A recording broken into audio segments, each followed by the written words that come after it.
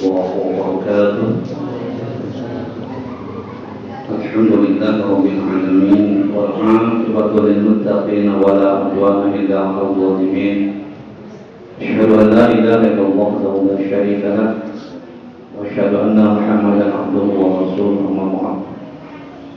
Hadirin hadirat sidang tarawih rahimahullah, puji syukur marilah kita senantiasa panjatkan kehadirat Allah Subhanahu wa taala yang senantiasa melimpahkan berbagai macam kenikmatan kepada kita sekalian. Shalawat serta salam mudah-mudahan senantiasa Allah limpah curahkan kepada junjungan kita Rasul Muhammad sallallahu alaihi wasallam, pada keluarganya, para sahabatnya, para pengikutnya, termasuk kita selaku umatnya, yang mudah-mudahan senantiasa istiqomah dan senantiasa mendapatkan syafaatnya. Amin ya Allah ya rabbal alamin. Hadirin hadirat sidang tarawih rahimahumullah, ada 4 kelompok manusia yang senantiasa dirindukannya oleh surga Allah Subhanahu wa taala. Al-jannatu mushtaqatun ila arba'ati nafarin. Ada 4 kelompok manusia yang senantiasa dirindukan oleh surga Allah Subhanahu wa taala. Yang merindukan bukan manusia tapi surga. Bu pengen masuk surga, Bu? Bu pengen masuk surga, Bu? Ya, masuknya aja pengen, apalagi dirindukan. Kalau yang namanya dirindukan pasti itu 100% diharapkan. Mana yang termasuk kelompok yang dirindukan surganya Allah Subhanahu wa taala? Yang pertama, talil Quran. Senantiasa gemar membaca Al-Quran. Di zaman modern ini, di zaman now ini, berbicara masalah gemar membaca Al-Quran, apalagi Indonesia mayoritas beragama Islam, tapi ironisnya berbicara masalah gemar membaca Al-Quran, ironisnya yang pandai baca Al-Quran tidak lebih daripada 50%. Ya. Tapi intinya mudah-mudahan walaupun hanya beberapa persen, kita termasuk kelompok yang dirindukan surga Allah Subhanahu wa taala, artinya gemar membaca Al-Quran. Al-Quran yang mana? Al-Quran yang setiap waktu kita baca, Al-Quran yang memiliki nilai bobot pahala lebih utama dibanding dengan ibadah yang lain. Al-Quran yang kita baca selain akan dirindukan surga Allah Subhanahu wa taala, juga akan memberi syafaat. Iqra'ul Qur'ana fa innahu ya'ti yaumal qiyamah syafi'an li ashabi. Bacalah oleh kalian Al-Quran, sesungguhnya Al-Quran yang kita baca akan memberikan syafaat pada hari kiamat nanti. Jadi ketika hari kiamat nanti, Al-Quran yang kita baca akan memanggil kita, para manusia yang senantiasa gemar membaca Al-Quran. Cuma pertanyaannya, baca Al-Qurannya yang sudah dalam atau yang malas-malasan? Ya. Dari hadis ini dijelaskan artinya gemar membaca Al-Quran. Terkadang kan kita, mohon maaf, di luar Ramadan apalagi ya, kita paling juga seminggu sekali itu kalau ada pengajian baca Yasin. Kalau ibu-ibu di sana, kalau ibu di sini percaya nggak beda. Ya. Pertanyaannya, bagaimana kalau yang baca Al-Qurannya malas? Nah, bagaimana cara mengobati kemalasan kita membaca Al-Quran? kita ingat dengan hadis ini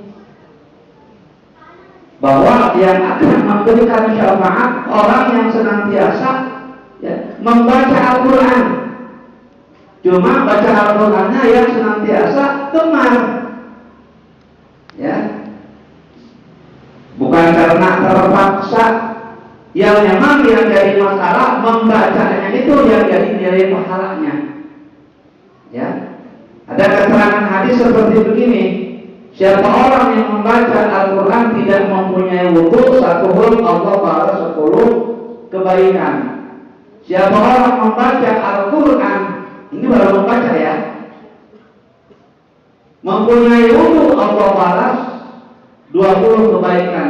Siapa orang yang membaca Al-Quran mempunyai wudu dan membaca ketika sholat, Allah balas 1 huruf dengan 100 kebaikan. Jadi nilainya beda. Kalau kita baca Al-Quran punya wudu sama tidak punya wudu, apalagi dibaca di dalam sholat. Makanya kalau kita sholat, usahakan baca suratnya yang panjang-panjang. Cuma di mana saja, masjid mana saja, kalau imam baca surat panjang-panjang, pasti makmumnya banyak yang ngomong. Di sono, kalau di sini mah enggak beda sama. Padahal nilai pahalanya jauh. Nah makanya saya pernah berangkat ke Masjidil Haram, terutama di Madinah tuh. Kalau sholat subuh baca suratnya yang panjang, sampai baca surat surat Fussilat yang ada sujud tilawahnya.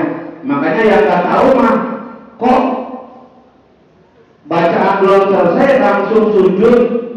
Kita yang nggak tahu kan ikut-ikutan aja. Itu namanya sujud tilawah, lalu melanjutkan ayatnya.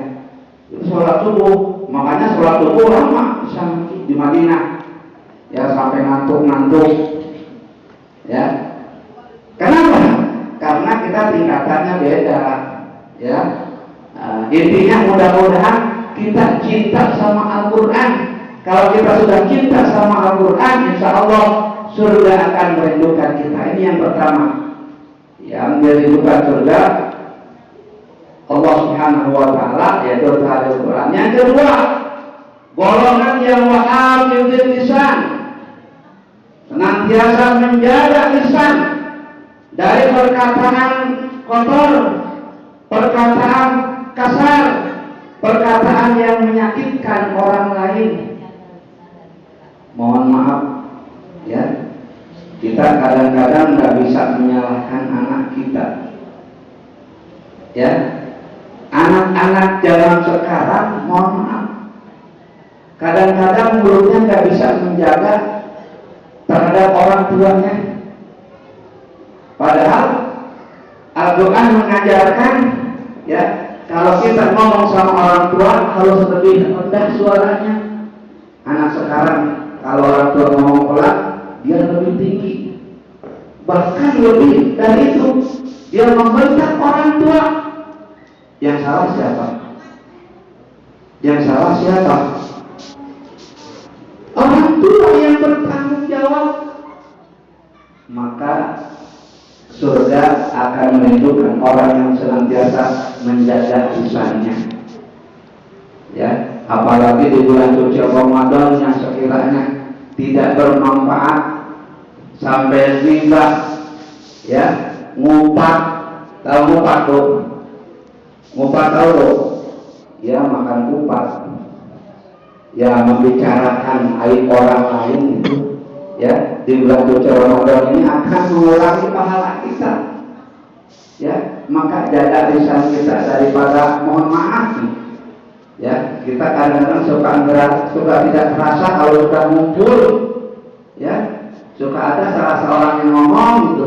Kita kadang-kadang suka nyambung. Jaga lisan kita. Think today and speak tomorrow. Berpikirlah hari ini, besok baru ngomong. Artinya apa? Menjaga lisan kita. Ngomong ini kalau sekiranya bisa menyakitkan hati orang lain, lebih baik diam. Faliyaqul khairan aw yasmut, berkatalah yang baik atau lebih baik diam. Kalau orang Ciramaya bilangnya menang baik.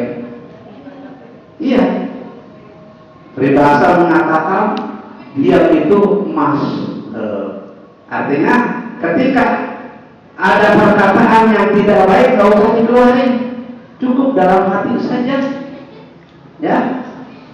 Apalagi kalau sudah masuk zaman sekarang, sudah masuk media sosial, udah kemana-mana aib. Nauzubillah min dzalik. Ini wahabil lisan. Yang ketiga, golongan yang ditentukan surganya Allah Subhanahu wa taala wa mut'imyan ji'an, senantiasa memberikan bantuan kepada orang yang lapar, memberikan makanan kepada orang yang lapar.